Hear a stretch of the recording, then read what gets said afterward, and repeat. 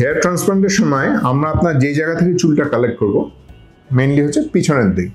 এই এলাকাটাকে আমরা বলি ডোনার এরিয়া।